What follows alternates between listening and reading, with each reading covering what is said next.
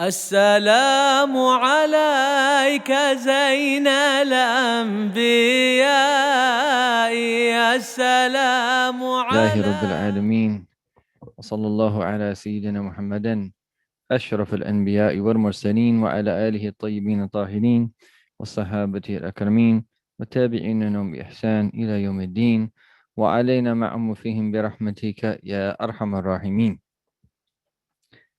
So we will keep going and continue to study what we can from this very important book of Imam Ghazali, his book on knowledge. May Allah subhanahu wa ta'ala benefit us, inshallah ta'ala, and to open up our minds and to internalize this knowledge. And even though this knowledge is enjoyable to learn, all knowledge, once that you cultivate the desire to study within yourself, is enjoyable to learn. It's enjoyable, however, it also that calls us to action. العلم يهدف بالعمل إلا التحل. That knowledge calls to action, otherwise it goes away. And one of the reasons people shun this type of knowledge is because it's not easy. It makes you confront your own reality. It makes you think twice about the things that you do. And ideally, someone learns this when they're young and puts everything in place so that they make all the right decisions so that everything goes well for the rest of their life. But that's rarely the case. Those people are very few and far between. Most of us, we learn this knowledge after we've already made decisions that have affected our lives. And that, as they say, that the very best cure is prevention. Just take good care of your health so that you don't get sick. After you're already sick, to reverse a condition, it can be done at times, but it takes a little bit longer. And if someone has a health-related, diet-related sickness, it doesn't happen overnight. You have to make those changes gradually. And then over an extended period of time, eventually things start to work out for you. Your lab results are a little bit better. Some of those symptoms that used to have start to go. It takes time. It's very similar. So a lot of people shy away from this knowledge for that reason, because it makes you uncomfortable. But discomfort is great for the nafs. That's how it's supposed to be. Putting yourself in uncomfortable situations, gripping the nafs, making it do what you know that it needs to do, even though it doesn't like it, is one of the most important thing of all. And they say one of the things that you have to do is swallow the bitterness of humiliation that comes through putting yourself in a position where you are studying. You have to swallow that pill. You have to go through that process. And sometimes that you have to lower yourself. And it's not really humiliating, but you have to put yourself in a position where you learn and lower yourself. And they say that you don't ever really become learned until you learn from people who even have less knowledge than you. So the process never stops. It goes on and it goes on and it goes on. So inshallah ta'ala, this session, we are going to be looking at beneficial knowledge and attempting to distinguish it from blameworthy knowledge. And we will, inshallah, look at what Imam al-Ghazali presents, or some of what he presents, and what is called the fard ayn, the individual obligations, and the fard kifaya, the communal obligations. And because this is where he treats those discussions.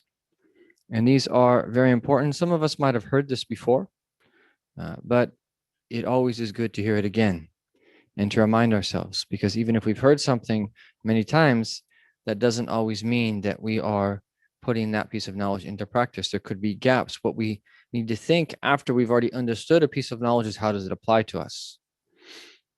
And when it comes to obligatory knowledge, personally obligatory knowledge, we can definitely, if we think carefully, find things that, oh, I didn't ask about that. Oh, I should have thought about that. Oh, how does that relate to such and such a thing? We can definitely find those things in our lives if we think very carefully. So, when Imam al-Ghazali in chapter 2 of the book on knowledge talks about beneficial knowledge and blameworthy knowledge, he starts with a discussion of the Farda'in. And alhamdulillah, I was very blessed from early on in my Islam, becoming Muslim in the community of Shaykh Hamza Yusuf and the Mauritanian scholars who were visiting. They were very big on the Farda'in, and they drilled that into us from the earliest that time of me becoming Muslim. And they were shocked when they came to America and they found that so many people had been Muslim for so long that they didn't know the Farda'in. Now, keep in mind, they're from the Masuma tribe of West Africa, and their tribe is specifically noted for knowledge. And in fact, that if you hadn't memorized the Quran and studied fiqh well, you're probably not going to get married, right? In their culture. So for them, the standards are actually very high. But that still, the point remains that they were a bit shocked that so many people were ignorant of certain aspects of knowledge that were necessary to know. So fard ain, it's composed of two words. Fard is obviously an obligation, or here it would be like obligatory. And then ain here relates to, it's the word for I, but here it's the individual. So the fard ain, you could just say that's individual, it's the individual obligation, or that which is personally obligatory, i.e., it is an obligation upon every mukallaf, every legally responsible person. And this is the simple definition: knowledge that every legally responsible person must learn. Fair enough. But Imam al-Ghazali, what he does is he gives us a very beautiful breakdown of how to understand that. And of course, the different fuqaha, the different jurists will have slightly varied opinions on this. But Imam al-Ghazali's opinion is a very standard opinion, and an opinion that makes it very easy to teach and to work with and bring into your own life. He essentially defines fard ain knowledge as al-ilmu بكيفية العمل الواجب. العلم بكيفية العمل الواجب. And this translates as knowledge of how to perform an obligatory action. So that seems pretty simple, and it is. But its implications are what we really need to think about. So he goes on to say, whoever then knows the obligatory acts and the times in which they are incumbent, that they are obligatory, has acquired the knowledge that is obligatory. Okay. And what he does in the Iḥyā is that he starts from the very, very beginning. And as he tends to do, that he talks about how that there's been a lot of different definitions of the fard ain, and he's always interested in clarity. So after mentioning many of their definitions, then he goes on to say is that this is really the best way to understand obligatory knowledge. And you can really see him here classically as a jurist, as a faqih and usuli, and a scholar of Islamic legal theory. And so he goes then to great detail. And he says, is that, say that there is a man that has intellect and becomes Muslim, and either becomes Muslim or that he comes of age. He said the very first obligation upon him is to learn the meanings of the Shahada, La ilaha illallah, Muhammadur Rasulullah. And he's of the opinion, even though it's not actually the standard Ash'ari opinion, but he's of the opinion that it's not an obligation upon him to buttress that with rational proofs. He says it suffices him to know the meaning of it and to believe it in an unwavering fashion in his heart. Okay. So he said, and then that he says that were this individual to live until Salat al-Dhuhr, he says then that he now has to learn how to pray Dhuhr and everything he needs to do in order to pray. So that he goes into a debate where he says that is it an obligation upon him to learn that before the time comes in or not? The scholars will differ there. And it doesn't tend to work that way. It usually tends to work as you just try to teach people as quick as you can what they need to know. But getting down to the technicalities, that he says, Filayo, but it might not be far-fetched to say that it's an obligation upon him to learn before the time comes in. But really, it's once Dhuhr enters. So he needs to learn how to pray. He needs to learn how to purify himself, the basics. And the basics of the Fard Ain can be learned in about 3 hours. The basics. At the most basic level, it can be learned very quickly.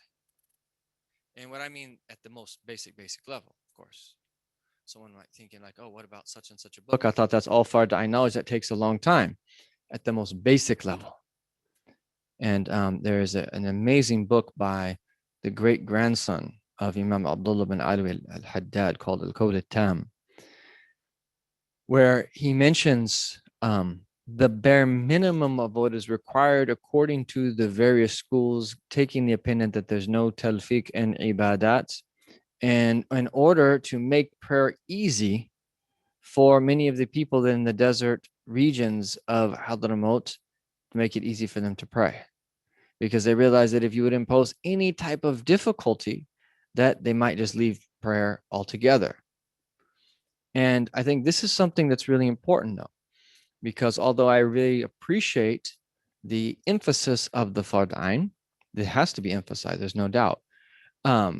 We have to also emphasize, especially for converts, and especially for people getting back into their deen, but more so for converts, that as long as your ibadah and the act that you're doing falls within the realm of permissibility or validity of a valid scholarly opinion, it's accepted. And then you build from there. That's very different than teaching them only one school in that saying, if you don't do it exactly like this, it's invalid. And that causes the convert problems sometimes and creates a bit of dissonance. And the former way is how we should teach, is that know that the Sharia is vast. And yes, it requires knowledge, but especially in the beginning, as long as what they do is valid in one school. And then according to the Shafi opinion, even if it's a weak opinion in any school, even after you've done it, you can say retroactively that prayer that I prayed at such and such a time, oh, I realized that I did such and such a thing wrong, but I'm going to take such and such an opinion in such and such a school. This is the important, in order to create that balance between the letter and the spirit of the law, the outward and the inward dimension. So they should know that as long as it conforms to that an opinion that is valid amongst the scholars, we don't ask them to repeat it. So we teach them the vastness of the Sharia as a starting point. And believe me, if you haven't had experience with converts, you're not going to understand why I'm saying that. And I'm not trying to be that loose. No, this is what I believe to be that balanced in relation to this matter. And while we do that, we also then teach them. And when we teach them from the very beginning that this is one of a multitude of ways, all of which are correct. And we also teach them as we encourage them to take the stronger opinion in any one school, that other opinions are also valid, because this is the way of the people before us. This is how they used to teach this science, as opposed to that if you don't do the mashhur or the mu'tamad in the madhab, that you're disobeying Allah. No, the Sharia is vast and it's merciful. And so we need to understand that the Sharia simultaneously allows for multiple degrees of scrupulousness, of wara. And in the end, I believe 100% that you can have in one space people that are more conservative and people that are a little bit more lenient. And those that are a little bit more lenient should respect those that are a little bit more conservative, just as those that are a little bit more conservative that should respect those that are a little bit more lenient. And what we want ultimately is balance, and everybody should do what's best for them, but not make blanket statements and apply that to someone else because you don't know their state. And you have to be wise and think about the commonality as well, that the community as a whole, in doing what is best as we move forward as Muslims in these lands, in teaching people how to be people of deen in a decontextualized reality. And alhamdulillah, increasingly that things are becoming easier and easier, but we don't have generations upon generations of people to look at. And I've mentioned this many times before, but it really is important. In a traditional Muslim society, when you go to learn, you know what to do when, what to focus on when. And we don't have that here. And people get really confused. And one of the things that you see people happening is sometimes people end up doing too much and then it affects them negatively. And they can't remain doing that for too long. So then that they actually, that it actually makes things worse than where they to have just approached it in a slightly different way to begin with. So the fard ain essentially is knowing how to perform an obligatory action, and that when obligatory actions become obligations, and then how to perform them. So this goes for the prayers, right? Dhuhr comes in, let's say that person becomes of age in the morning or becomes a Muslim in the morning. The first thing is they learn the meanings of the Shahadatain at the most basic level. Then they learn the basics of prayer and tahara. And then he says, if he lives to Ramadan, it then becomes an obligation for him to learn how to fast. If he has wealth, then he has to learn how to pay zakat on his wealth. If he goes to make hajj, he has to then learn the rulings of hajj, and so forth and so on. So if you think about this, you have the fard ain in the sense of learning it at kind of in the beginning, where you learn it kind of in a series of classes. But then the fard ain knowledge, something could become fard ain if there's a new situation that you're in. So you're not married. Once you're thinking about getting married, you have to understand the rules of marriage. It's very serious. How many people have made that mistake? Because what matters in marriage is you pronouncing it, which includes, of course, you writing it. And you can't joke about these things. That were a man to say to his wife that she is divorced, jokingly, she's divorced. It's very serious. And unfortunately, people don't study and they get themselves into these problems. And then it reaches a certain point where there's nothing you do. You can't get them out of that problem. You have to study that and to know what are, and part of that is, what are the legal rights of the spouse, the man in relation to the woman, and the woman in relation to the man. And understanding what relates, that if you have to separate, that if you have children, and other issues. If you have wealth, where do you invest your wealth? These are big topics. I'm always amazed at Muslims that just think that I'm living in America, I'm just going to invest as Americans do.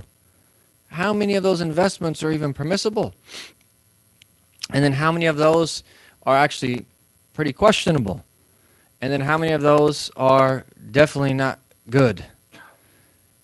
There's a lot that in the financial world is obviously problematic in many, many ways, obviously because of the global economic system that we are a part of. But it requires knowledge. It requires knowledge. And if you have property, things like writing your wasiyah, writing your will, it is extremely problematic in the United States of America if someone were to die and not having written their will, or not having created some type of trust and set up how their estate is going to be distributed after their death. Because if the husband or the wife didn't know it, you don't know, the spouse, the other side might not know it as well. And by default, it's not going to be distributed Islamically, that's for sure. And so you don't want to have the very first thing to happen when you enter into the grave be that all of a sudden that you have sins being committed because of your negligence while you're in the grave. It's serious. These things are serious, right? And that's why when we really think about, we have a lot of work to do as a community, a lot of work to help people to remain in the religion and then to die well as Muslims. We have a lot of work to do. And we have a lot of work to do. That's all I have to say. We have a lot of, may Allah give us long lives and good health and strength to do this. You know, if again, I keep referencing traditional Muslim countries because there's still so much beauty and people might not know what I'm talking about when it comes to these things. But my reference point, I've been to many Muslim countries, but my reference point where I spent the most time is in the blessed city of Tarim. When someone dies there, everybody knows what to do. Death there is no thing. When I was there, when I was telling you that like it's a different world, it's a different world. And again, they don't have the means like we have for protection. And the people there are strong. They said, we had a wave of corona. It came through. It took the life of some. Corona is just a means. It was written that they were going to die. Whether it's corona or something else. He says, whoever's lives it took. And khalas. This is the way they are. Like firm. And even with their own family members. And, you know, may we be like that when we lose a family member. When we lose a loved one. Strength. Death for them, as I remember an Egyptian friend of mine who's living there, said, death for people here is adi. It's no big deal. Why? Because they already knew they were going to die for so long. And as a society in general, they're preparing for it. And everybody knows what to do. When someone dies, they know exactly what to do. They know how to wash them. They know exactly what type of shroud. They know exactly all of the sunnahs involved in that. They know where they're going to be buried. And they put in their will, their like last testament, that a portion of their wealth will go towards everything that's needed for their burial, including all of the wealth that is needed to conduct what are called tasbihat, which is the process of recitation of the Quran and saying, making tasbih and sending salawat and then donating that reward to them after they've entered into the grave. So you'll see this happening all the time when people die. There will be for a period of like 3 or 4 days, khatams that are taking place at their grave and people sending salawat and making tasbih, and then they're donating the reward to them right when they meet their Lord. And then it's commonly known that they'll, like when they're doing the janazah, that they'll call and ask everybody for forgiveness. Just so that they've written in their will to ask forgiveness from everybody for me. They're prepared. And you hope that even if you don't do that, people will, but they've thought about this. They've worked this out. They know how to live, they know how to die. And this is why there's a story, and there's 3 graveyards in Tarim. They're all called Bashar. But there's Zanbal, there's Furait, and there's Akdar. And this one of them was reciting the verse in the Quran as he was passing through Furait one time. فَمِنْهُمْ شَقِيٌّ أَوْ سَعِيدٌ فَمِنْهُمْ شَقِيٌّ وَسَعِيدٌ أو سعيد was Sa'id. And then he heard a voice from the grave, and he said to him that there's no ashqiya in this graveyard. He said there's no people of hell in this graveyard, right? And meaning that as a society, mashallah, tabarakallah, there's a lot of special people there. There's a lot of special people buried there. And there's a certain rank of wilaya that if that person's buried anywhere, anyone who's buried in their proximity will receive forgiveness from the blessing of that person. Called al-Kanziyya. Anyhow, that this is what we have to learn. So the Fard Ayn knowledge is everything that we need to learn to be able to practice our deen correctly. And so, again, there could be a new circumstance which requires us to learn something new. And we got to get this right. We got to work out how to teach people in this society specifically what it is that they need to know. And then there are a number of things that might not necessarily be an obligation, but they're close to being an obligation. Things like teaching young men and women how to think before they go to college, so that they can know how to deal with what it is that they are going to be facing when they enter into the university, let alone someone that goes on to get a master's or a PhD, especially in Islamic studies. Teaching what people need when they go into corporate America or they take on a career. What are some of the things that they need to navigate that world as that world is? What do people face in medical school? What do people face in law school? What do people face in engineering school, and so forth and so on, when they're going to get their MBA or whatever? And what are some of the challenges that they're going to have? Preempt that. Give them the knowledge that they need so that they can navigate that. People that are going to have a vocation and that are going to work in the field of construction or whatever else it is, or own their own business. What are some of the challenges that they will likely find when they enter into these fields? This is of the utmost importance, and all it requires is for us really to research this and to understand what takes place in detail so we can give people detailed knowledge, because we're talking general right now, but general is not enough. And I say this knowing that not just we don't have all the answers to these questions yet. People are still doing things, but do you see the problem? Right? And on top of all of that, people are still focused on all these tertiary issues. It's just beyond me. Like the real work, the matters that we're going to be asked about in our grave, we're neglecting. And we're not coming together as a community. We can't overcome our internecine fighting over tertiary issues. Right? To the point where people are so immature that someone who has done a program here before has a particular opinion on that vaccines, that someone assumes because they did a program here that that's the official statement of al-Maqasid on vaccine. Like, what are you talking about? It's just so immature. Like, where is the substance in the believers? And focusing on what really needs to be, for we have work to do. And we need to, and then on top of all of that, think about all the da'wah work we have to do. Think about all the people that we know that this message hasn't reached yet. We have no time to waste our time. We all have limited energy. Don't waste your time debating with people. That's the next topic. Very timely. Don't waste your time on Facebook and Instagram. I don't know, can you even do that? Instagram, I'm a bit out of touch. Whatever. Don't waste your time with that stuff. Focus on doing the work that we need to do to help Muslims that thrive in this country and make contributions that are principled and prepare for the meeting with their Lord. And there's a lot we have to do.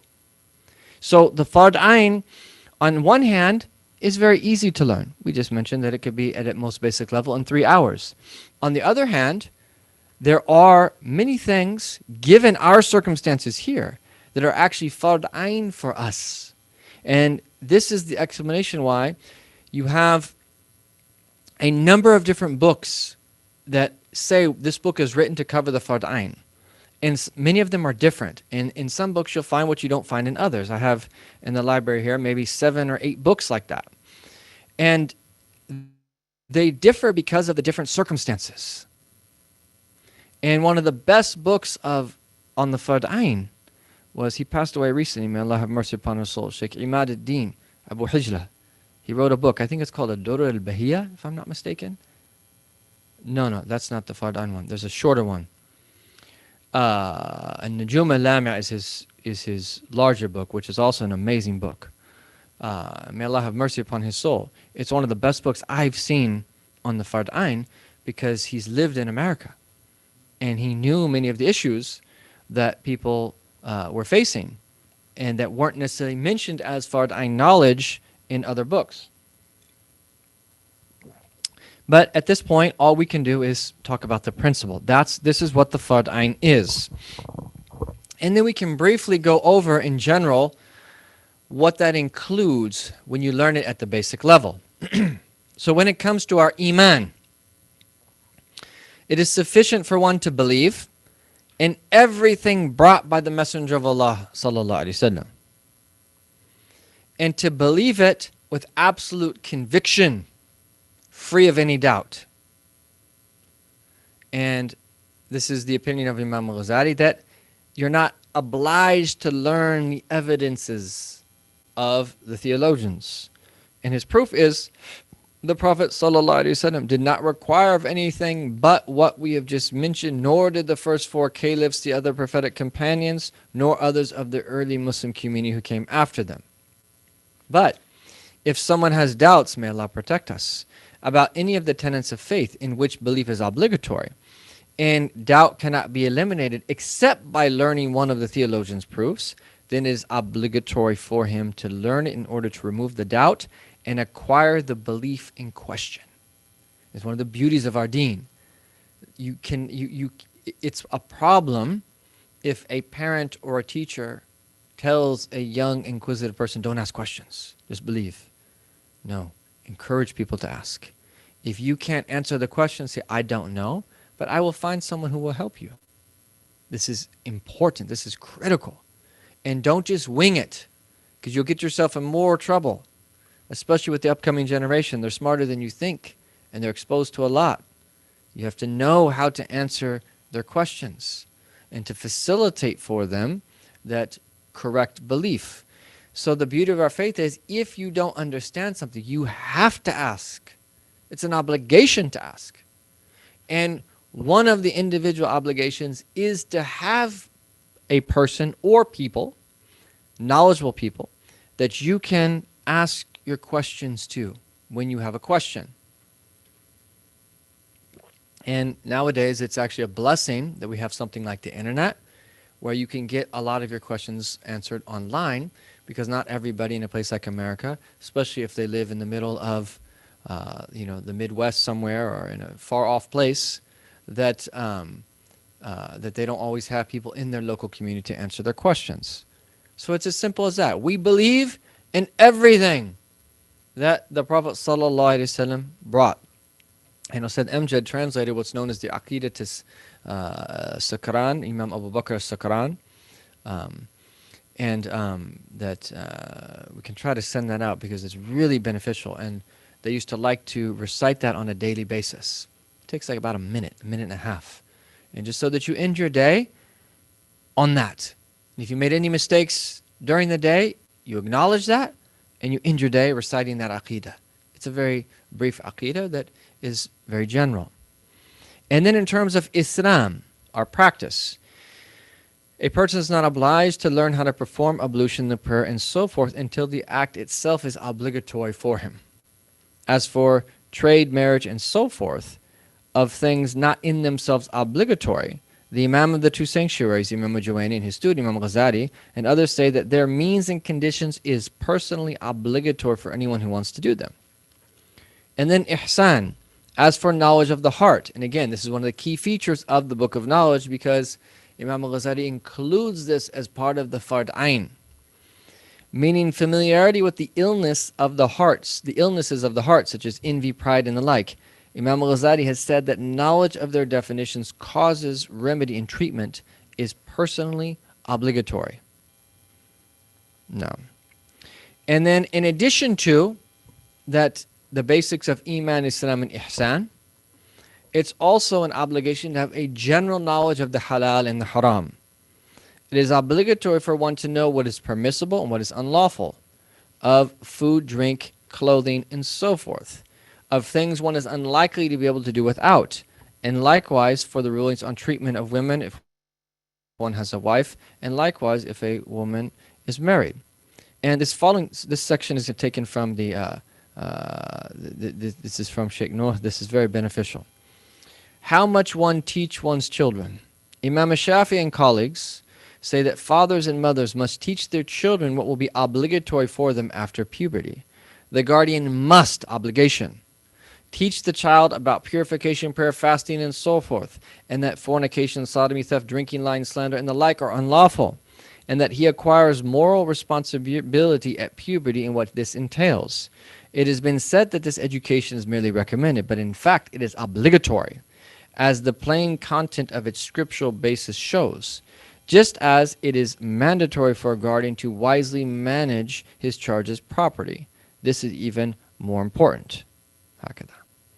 So that's what we will say about the Fard Ain, and that if you have any questions about that, there's a Q&A, an hour and a half Q&A session that we can discuss, inshallah ta'ala.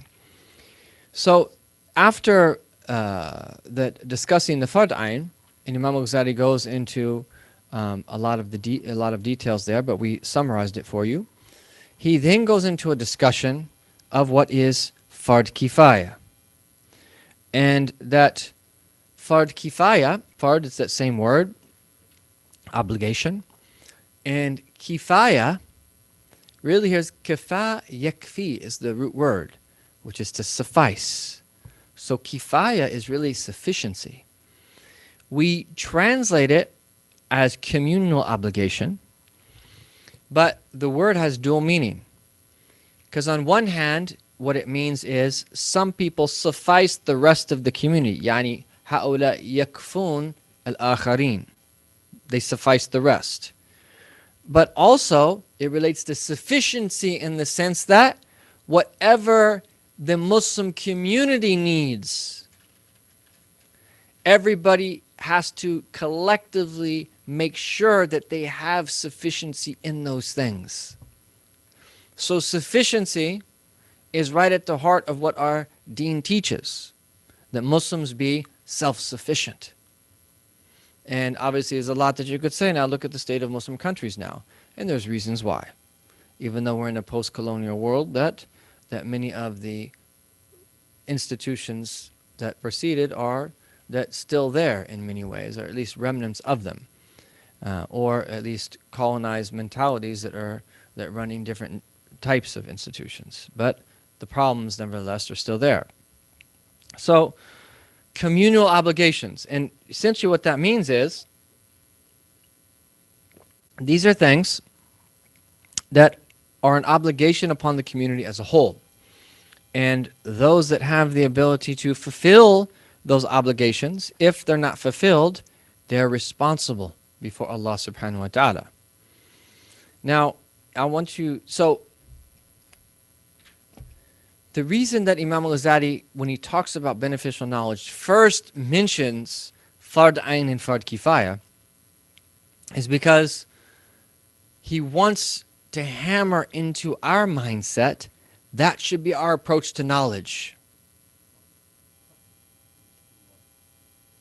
Okay? So what are we teaching kids from a young age? The vast majority of the things that kids learn in school, al-afwa minkum, I'm going to get myself in trouble by saying this, but it's true, is a waste of time. It's a waste of time. The vast majority of things that we think are so important. I remember reading a story. I don't mean to pick on India, but my wife's part Indian. My kids are part Indian, so I can mention. That's why I mentioned the Midwest as being remote, because I'm from the Midwest. She decided to leave that something of the sciences, and particularly she didn't really like math, so she went into the humanities. And all of the family members came over to the house, and as if someone died, they were like consoling her and wondering what had happened. Is everything okay? They were doing like azat because she left math, right? And I'm not saying that we don't study math, don't get me wrong. I'm not saying that we don't study science. But like, if you want the real, like if we want to keep it real, how much of that really is important? How much of that, you're not going to be asked about anything of that nature. You're not going to be asked if you can do some fancy equation or not, and and I was in AP Calculus 5 as a senior. I can't even help my 7th grader in his math anymore, right? Now, I didn't go into engineering. Now, if that's your profession, you're probably going to need it a little bit. But like, I'm trying to make a point here. The system is set up in a certain way. And the vast majority of what they learn is not going to help them. And especially the frame of how it's taught. Especially the frame of how it's taught. Because secular materialism has permeated all of the sciences. All of the sciences. There is no safety in any department in the university. There's no safety in any department. It is permeated that every single college department. And that if you don't believe me, then we'll have to send you a long reading list. It's very real. And again, we're living in this world. My kids are in school. But I cringe inside. It bothers me to my core. That knowing that there's so much more for them to learn and this is what they're wasting their time learning. It bothers me at its core. And I'm just being honest with you. And usually it's probably better to speak about these types of matters over dinner in the confines of a home. Because people don't understand this. They're so embedded in the system. And I've literally seen it like on the verge of almost like worshiping Western institutions.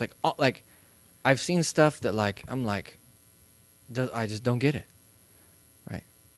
I don't get it. Right? In the end, who cares if your kid goes to Harvard or Yale or Princeton or Oxford or wherever? It doesn't matter. If they're not a good person, if they don't believe in Allah, if they're not a good person, none of that's going to benefit them in the akhirah at all. At all. And again, I know people are starting to think, well, how are we going to make contributions in our society? How are we going to do it? Right? Again, I'm not saying that we don't go to the university. Right? I'm just saying at very least, we have to have the right perspective. We got to have the right perspective. And you have to be careful about what you're exposed to. And that's at very least. But our frame is one of fard ayn, fard kifaya. And many of those things that I just mentioned are fard kifaya. But who's approaching it from that frame? So I want to share this because this is deep. What Imam al-Ghazali's definition of the fard kifaya does is that he opens up a door for virtually most careers that someone could possibly have can be considered to be from the fard kifaya. So I know I just was going from one angle, now I'm coming back from another. If you're going to do it with the intention of fulfilling a fard kifaya. Make your whole life deen. And then have the courage to know that the knowledge that you're getting is primarily vocational. Don't give it more weight than it really is. Right? Even if you're becoming that, you're going to be researching this or that or madrish or doing whatever it is that you're doing, that approach it as a vocation. Don't be bewildered by the knowledge that is before you. Know that we have the truth in the Quran and the Sunnah of our Prophet ﷺ, and the standard whereby which we can understand anything. And then learn how to do that. And learn how to train yourself to understand underlying assumptions. Learn how to then not fall into some of the philosophical traps. Learn how to think that, I don't necessarily like the word critically, but Islamically critical, if you will. Yani, that learn how to think how we are taught to think as believers. And that's not easy. That takes time.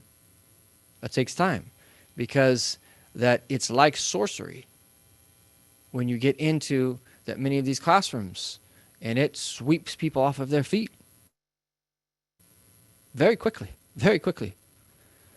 So this is what he says. He says, فَكُلُّ عِلْمٍ لَا يُسْتَغْنَ عَنْهُ فِي قِوَامِ إِمُورِ الدُّنْيَا is fard kifaya. Every knowledge that is needed for the subsistence of the affairs of the world, in order for the dunya to function, all of those knowledges are fard kifaya. Katib, like medicine. He says, because this is a necessity in order to preserve the body, like hisab, mathematics, because it's a necessity for your interactions and dividing estates and so forth and so on. And he says that don't be amazed that I'm saying medicine and mathematics are from the fard kifaya. He said that the usul al-sina'at, the foundational crafts, are also all from communal obligations. Farming, weaving.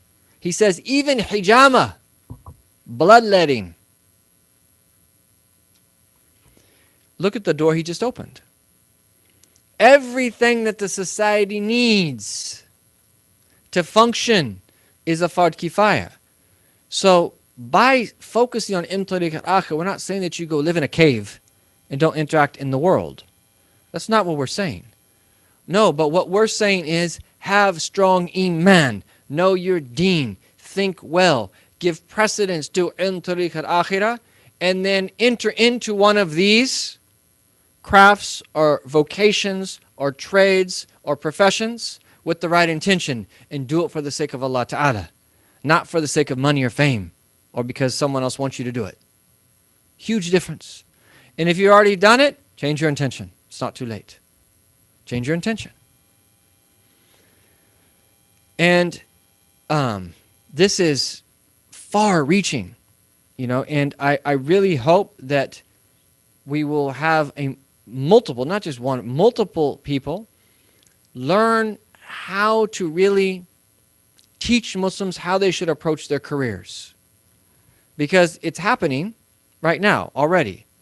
But most people are thinking in a worldly sense. No, connect your career to the deen from the beginning. Get people thinking of a career track for the right reasons from the beginning. Teach young men how to be men. Teach young women how to be women. Give them what they need. Teach them to be responsible and to learn for the right reasons and not to ask people for things and to stand on their own 2 feet and to contribute to society and to contribute to their trade or their craft or their profession or whatever else, and to be principled at all costs and to do it to fulfill the fard kifaya. That's very different than just going with the flow the way that most people do. And I know it's a fitna because people come from societies where there's not much upward social mobility, and they come here, and if you have education in the United States, that anyone for the most part can be successful. And you can have people from a very poor background come here in one generation that become educated and live a very comfortable lifestyle. But in the process, most of them lose their deen when that happens. So is it worth it? Was it better for them to remain poor in a village back home, or lose your deen or lose the deen of your children when you come here? And again, some people had circumstances where they were forced to come here from war-torn countries and things like that, and that's not what I'm talking about.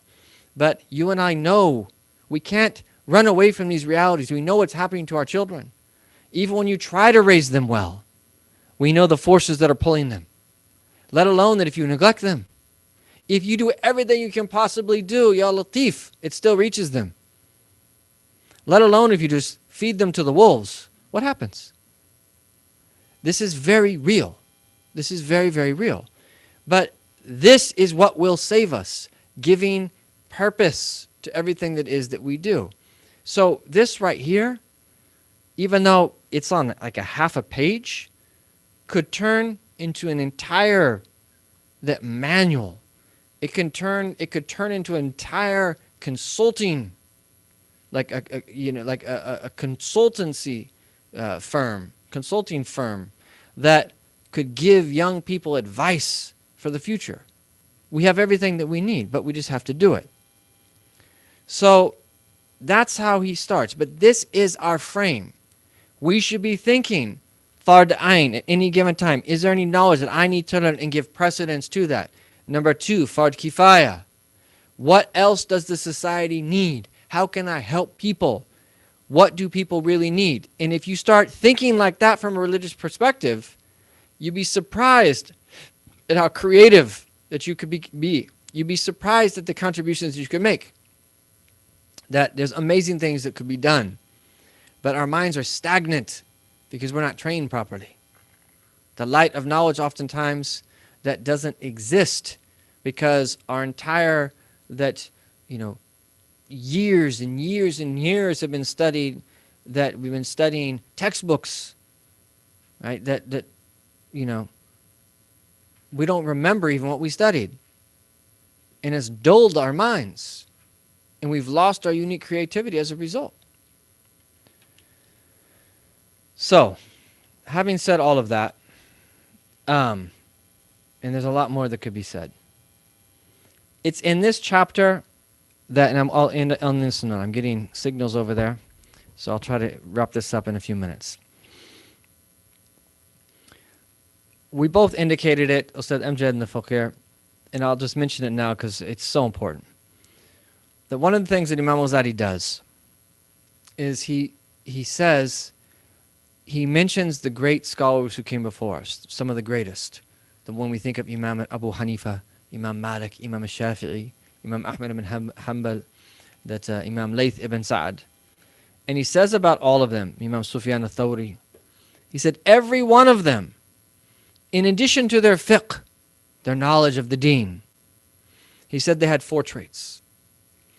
And this is very practical because in this case, it's the scholars of the deen. But you could also say a doctor, an engineer, or a lawyer, or whatever else someone's doing their profession. These other traits we should all have, whatever it is that we're doing. He says every one of them kana abidan, zahidan, aliman bi ulum al-akhirah, wa muridin bi fiqhi wajh Allah ta'ala. Every single one of them was a worshipper. They worshipped Allah. Every single one of them was a zahid, that they turned away from the world. And it doesn't mean that they didn't wear nice clothes or anything like that, but they were detached.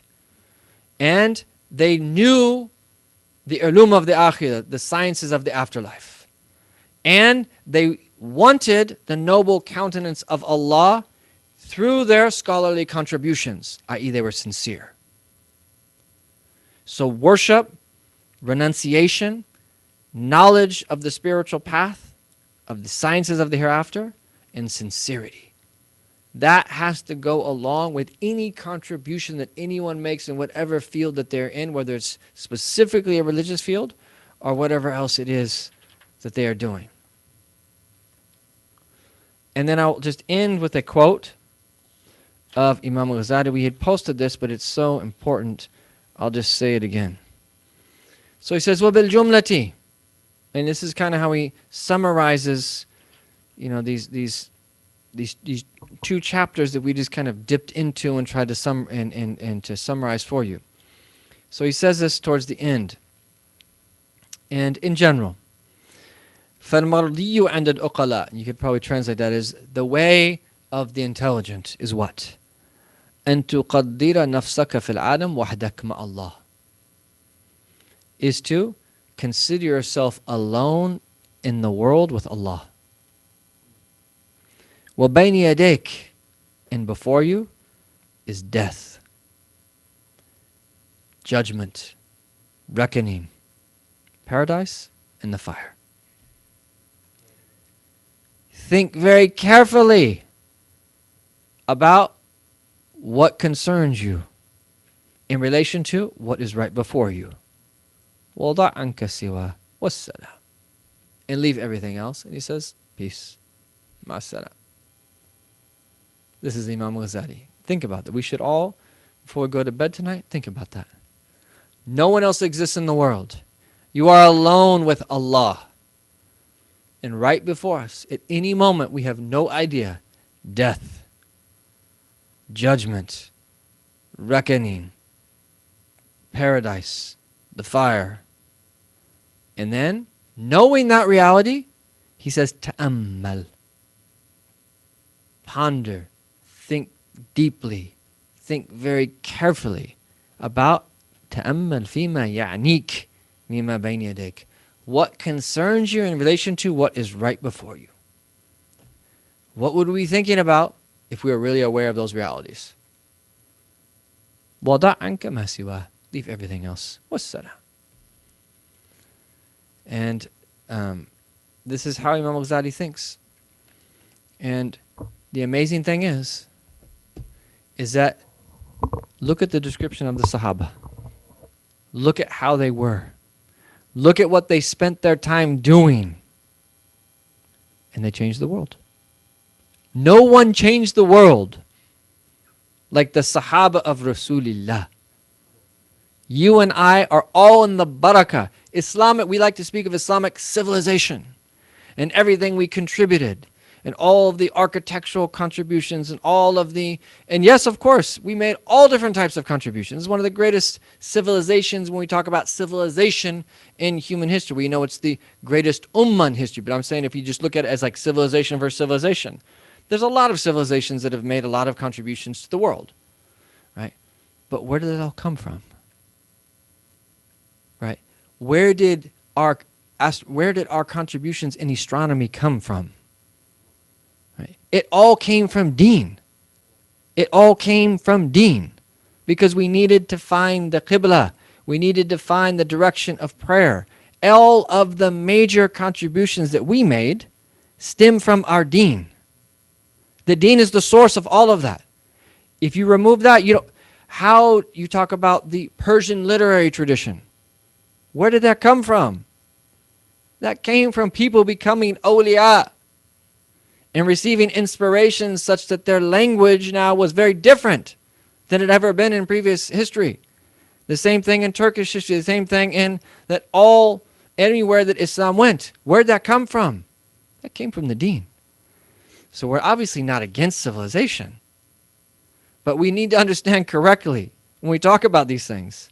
We don't talk about them devoid of the religious principles that underlie them. This is what Imam al-Ghazali is teaching us. And if we talk about Islam in this country, it is going to spread on the hands of people who understand this. It is going to spread on the hands of people that know their Lord, subhanahu wa ta'ala. If it goes civilization for civilization, that's not what these people want to hear.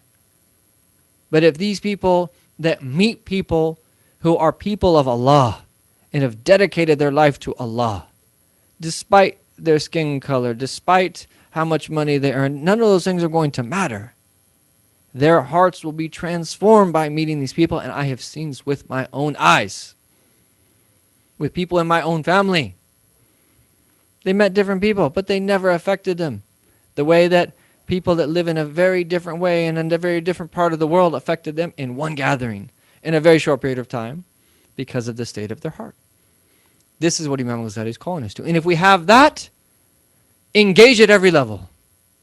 If you're principled and you know your deen, whatever way that you want to serve and that Allah has opened up the door for you to serve, whatever you feel passionate about, whatever you do, whatever that you can offer the world that other people can't offer the world, and what's practical for you to do, wherever those three circles meet, serve and make your unique gift. Then contribute according to your unique gift, but based on this. And so this is what, inshallah ta'ala, we want to understand and to live. Bi-idhnillahi ta'ala. I know I've gone way over. Actually, I'll save this. We'll start the next session with it. This is taken from the Book of Assistance, Imam al-Ghazali's definition of beneficial knowledge. I will mention this tomorrow morning in the start of the session, inshallah ta'ala, because it's very, very useful. And then we will go from there, inshallah. Barakallahu feekum wa sallallahu alayhi wa sallam Muhammad wa ala alihi wa sallam. Alhamdulillahi rabbil alameen.